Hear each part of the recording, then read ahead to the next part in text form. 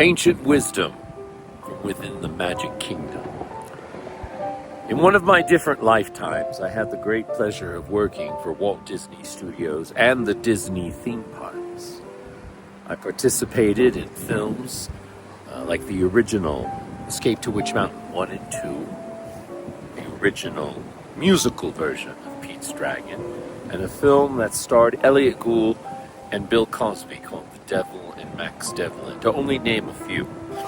And then, as my lifetimes progressed, I worked for the parks, both on stage and behind the scenes. And as part of that training, I had the great pleasure of going to Disney University. And you learn a lot of different rules and techniques about dealing with people, but there was one rule that stood out to me. First of all, and I don't know if this is still the case, I'm talking about ancient history here.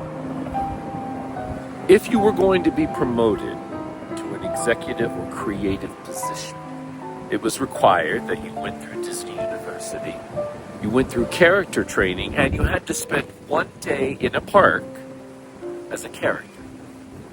I had the great pleasure of being Tigger and Baloo from the Jungle. Now, it wasn't being the character that was important, that stuck out to me, but a rule that I think you should adapt in your life with those that you call special or family.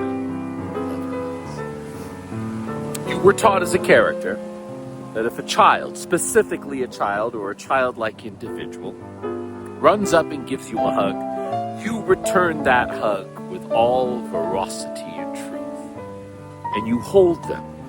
And the rule was very simple. You do not let go or let the hug be broken until they choose to do so first. If they hug you for the next 3 minutes, then you will hug them for 3 minutes. And I thought, how many people have we had in our lives that we just gave a hug to? It was that brief sort of nice little pat, pat, pat, and they're gone. What would you give to be able to hug them one more time? For just a few more moments to feel their presence and